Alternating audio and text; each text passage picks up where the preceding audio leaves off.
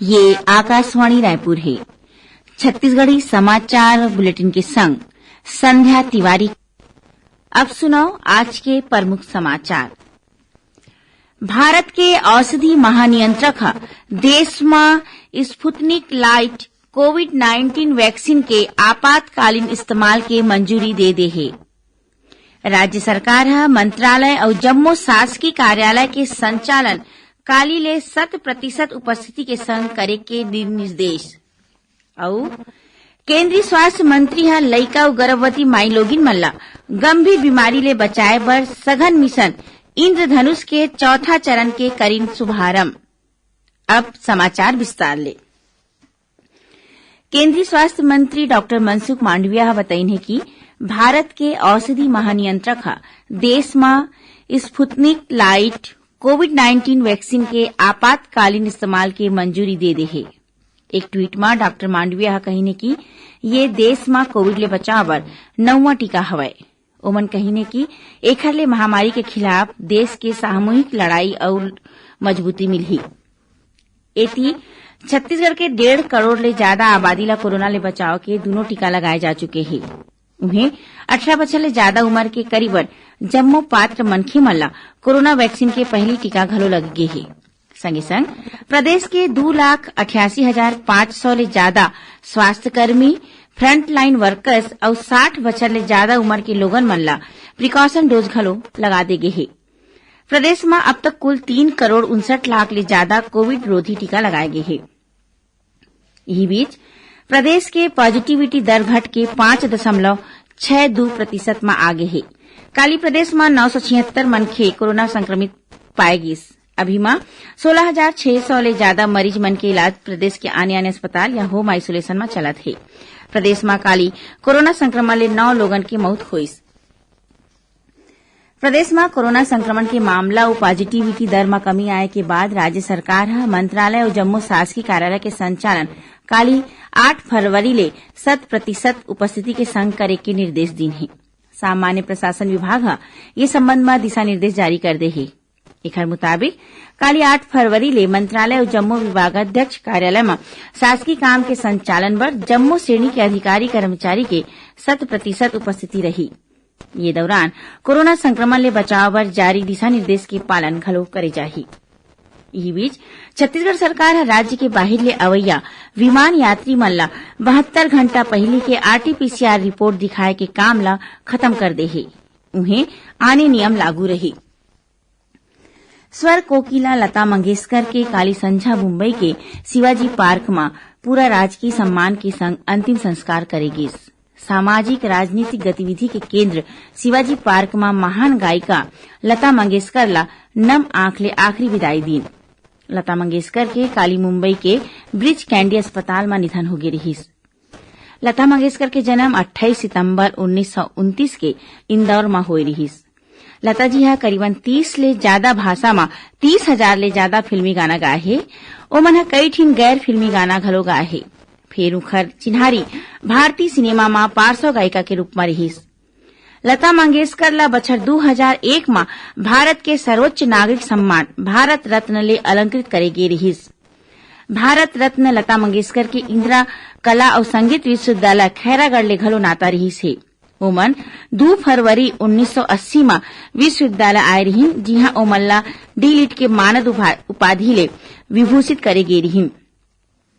आकाशवाणी रायपुर के पूर्व केंद्र निदेशक और वर्तमान में इंदिरा कला और संगीत विश्वविद्यालय खैरागढ़ के कुलपति पद्मश्री ममता चंद्राकर बछर 1980 में विश्वविद्यालय में पढ़त रही है। ओमन आकाशवाणी समाचार ले वो दौरान लता जी के संग बिताए बेरा ला सुरता करत कही है कि संगीत नगरी खैरागढ़ के धरती वो दिन धन्य हो गई रही जौन दिन लता जी विश्वविद्यालय में अपन पांव रखी। आप मला बता दन कि लता मंगेशकर छत्तीसगढ़ी गीत छूट जही अंगना अटारी ला घलो अपन आवाज दे रही हैं।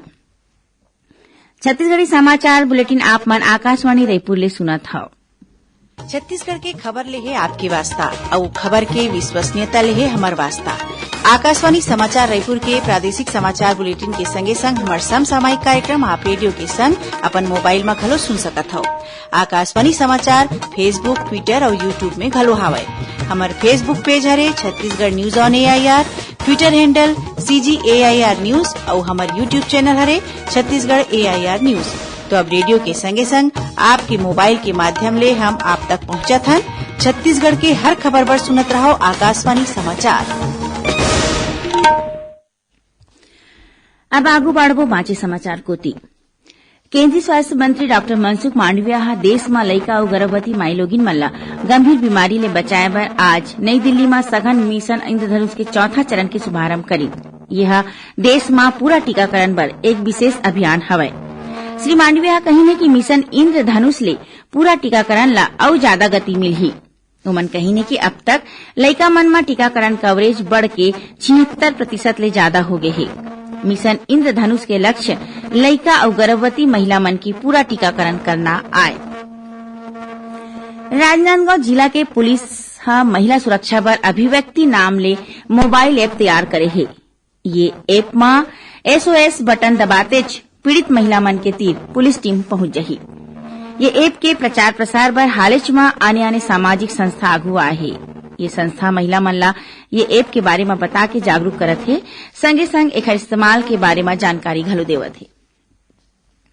आजादी के अमृत महोत्सव में आकाशवाणी समाचार डाले राष्ट्रीय स्तर में आयोजित करे जात प्रश्नोत्तरी के तहत आज के प्रश्न है, कौन महान स्वाधीनता सेनानी ला आंध्र केसरी के नाम ले जाने जाते। श्रोता मन हा अपन उत्तर व्हाट्सएप नंबर 8826546262 या फिर ईमेल आईडी amritmahotsav@prasarbharati.gov.in में भेज सकते। ये प्रतियोगिता बार एक भाग्यशाली प्रतिभागी ला विजेता के रूप में चुने जाही और काली के समाचार प्रभात में विजेता के नाम के घोषणा करे जाही। विजेता ला ई प्रमाण पत्र घलो दे जाही। बिलासपुर में फिरौती बर नाबालिग के अपहरण करके हत्या करे के मामला आगू आए है। ये मामला में पुलिस 3 झीन आरोपी मन ला गिरफ्तार करे है। मिले खबर के मुताबिक तारबहार थाना क्षेत्र के डिबूपारा निवासी 17 बछर के रेहान के अगवा के बाद अगवा करैया मन ह उखर परिवार ले 50 लाख रुपया फिरौती के मांग करे रही, जेकर सूचना तारबहार थाना में दे गे रहिस। पुलिस जांच के दौरान 3 झीन आरोपी ला गिरफ्तार करे के संगे संग रानीगांव ले रेहान के 100 घलो बरामद करे है। अब यह 48 घंटा के दौरान प्रदेश के कतकोन जगह में हल्का ले मध्यम वर्षा होए के संभावना है। मौसम विभाग ले मिले खबर के मुताबिक पश्चिमी विक्षोभ के प्रभाव ले राजस्थान के ऊपर 8 फरवरी के एक ऊपरी हवा के चक्रवाती घेरा बने की संभावना है। एकर प्रभाव ले अरब सागर और बंगाल के खाड़ी ले नमी आए के आसार हवय। एकर सेती 9 फरवरी के प्रदेश के सरगुजा और बिलासपुर संभाग के जिला मन में और 10 फरवरी के सरगुजा, बिलासपुर, दुर्ग और रायपुर संभाग के कुछ एक जगह मन में हल्का वर्षा होए के आसार हवय। अब थोड़किन समाचार सार में भारतीय स्कूल प्रमाण पत्र परीक्षा परिषद आज 10वीं और 12वीं कक्षा के पहली टर्म के परिणाम घोषित कर दे है। उम्मीदवार CISCE के वेबसाइट में परिणाम देखे जा सकते।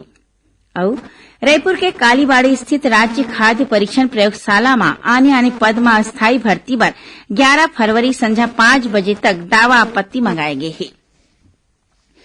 आखिर में प्रमुख समाचार एक घाव फिर।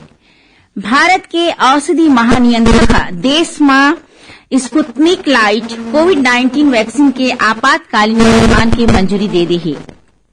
राज्य सरकार है मंत्रालय और जम्मू शासकीय कार्यालय के संचालन काली ले 100% उपस्थिति के संग करे के दिन निर्देश।